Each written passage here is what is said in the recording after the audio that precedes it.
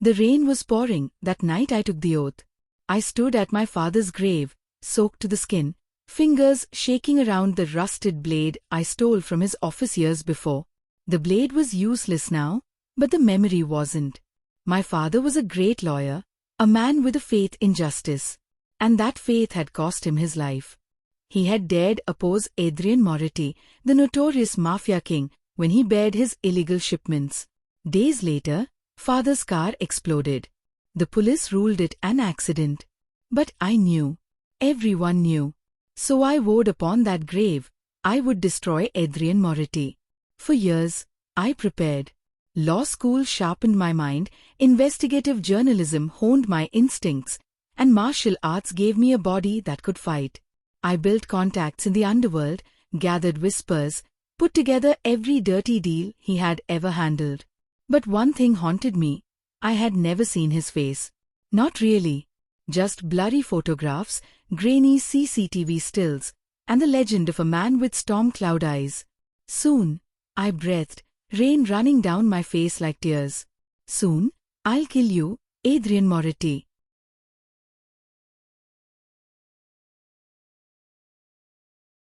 The gala was golden, glittering, and stifling.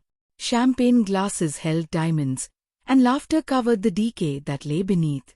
I had gone in on a false name, a starry reporter looking to profile charity elites. But it was not the reason I really went. I went because Adrian Moretti was set to show up. And then I sensed it, that change in the atmosphere. A presence. Malevolent. Heavy. Attractive. He entered the ballroom like a tempest in a tuxedo. Jet black hair, the steel-hewn jawline, and those notorious storm-grey eyes.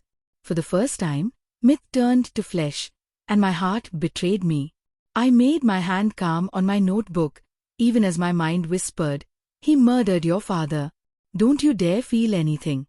But when our gazes met across the room, something sparked. Recognition? Curiosity? He cocked his head to one side, as if he recognized me. In a moment, he stood in front of me. "You don't look like the charity type," he murmured, his voice low, raspy baritone that sent shivers down my skin. I forced a smile. "And you don't look like the donating type." His lips curled, not quite a smile, not quite a threat. Touche. I could have killed him where I stood, but I took a sip of my champagne instead, planning. My scheme wasn't set. Not yet. But one idea ran through me as his eyes lingered. This man will never suspect that I'm here to ruin him.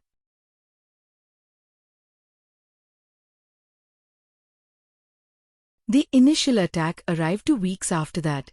I had been pursuing a tip down the city dock alleys, camera across my shoulder, when the sound of footsteps followed close behind. Tough men, the kind who worked for other gangs. I struggled, but they numbered too many. One pinned me against a wall, blade pressed to my throat. And then, mayhem. Gunfire shattered the night, sharp and deadly. My assailants dropped one by one, until the alley was consumed by silence. When I glanced up, a figure in black was vanishing into the darkness. I saw only a flash, broad shoulders, familiar gait. No, it couldn't be. But it was. I knew. It was him. Adrian Moretti. Why would the man I wanted to kill save me? The same pattern held true. Every time danger trapped me, a tampered car brake, a poisoned cocktail at a club, an ambush on the subway, someone intervened. Always unseen. Always just out of reach. I couldn't help but wonder, was I truly the hunter? Had I instead become the hunted, being shielded by the very person I loathed?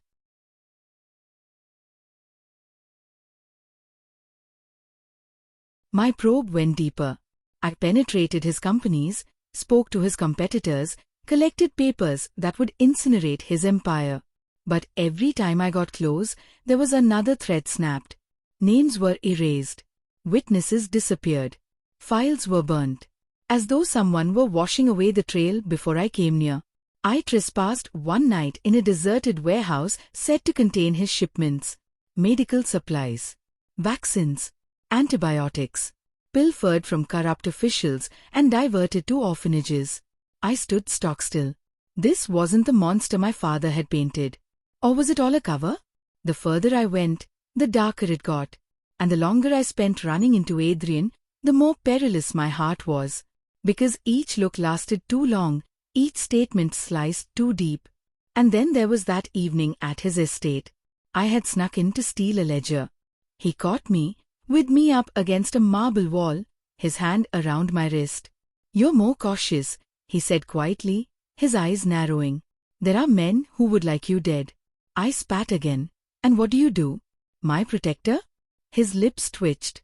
Maybe. The warmth of his breath unsettled me, for a second.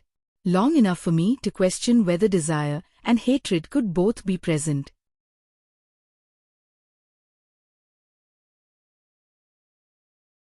The air between us snapped one ridiculous afternoon. I had been tailing him along the busy streets of Rome, intent on uncovering evidence of his next transaction.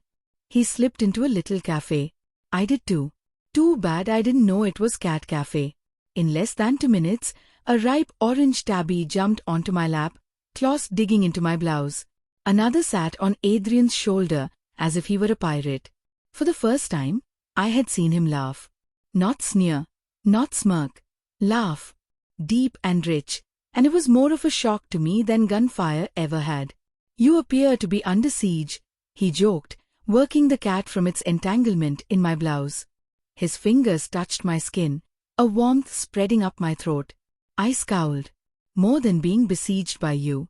Careful," he warned, eyes flashing. "Cats have sharper claws than I have." I couldn't help it. A laugh bubbled up. It was absurd, perilous, horrifying, and for an instant, it seemed normal.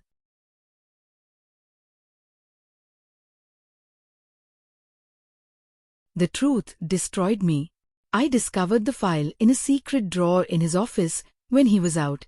Photographs, reports, bank statements, all of me. But not evidence of my ruin, but defense. All the threats I'd been facing, he'd intercepted. All the competitors who came after me, he'd taken out. My father's murder wasn't at his hands at all. The blast had been set by Luciano Vitelli, Adrian's most bitter foe. Adrian had attempted to prevent it. He had failed. And since then, he had been guarding me, protecting me from Vitelli's grasp. My fingers trembled as the pages ran together. All this time, my anger had been directed at the wrong person. And the man I had vowed to destroy had been the only one keeping me alive. When he came back, I confronted him, tears scalding my throat. "Why didn't you tell me?" His storm-grey eyes gentled, a fleeting vulnerability seeping through. "Because you needed the truth on your own terms. And because if you hated me, it was safer than you loving me." My heart cracked open.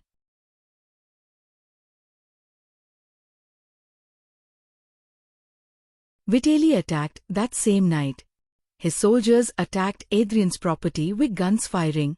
During the commotion, I found myself fighting alongside the man I previously swore to kill. When a bullet whipped past my ear, Adrian yanked me down and covered me with his body. "Get behind me," he yelled. "No," I snarled, taking hold of the gun on the ground. "I'm finished with hiding. We fought together, to broken hearts bound by blood and fire." And when Vitelli finally died, gasping for his last breath, the world breathed with him. Silence. Smoke. And Adrian, standing in front of me, bleeding but alive. I moved a step closer, hand shaking as I touched his cheek. "I wanted revenge," I whispered. "And instead, I found you." His lips twisted, exhausted but sincere. "So, does that mean you leave me alone?" I laughed, despite the tears that tracked down my cheeks. "Perhaps. Unless you steal my dessert again." His low laugh enfolded me in promise. And when his mouth finally met mine, it wasn't hate, or vengeance, or even forgiveness. It was love. Ferocious. Fragile. And ours. People say vengeance eats away. Maybe it does. But occasionally, in the ruins of revenge, you discover something else. Not the finish, but a start.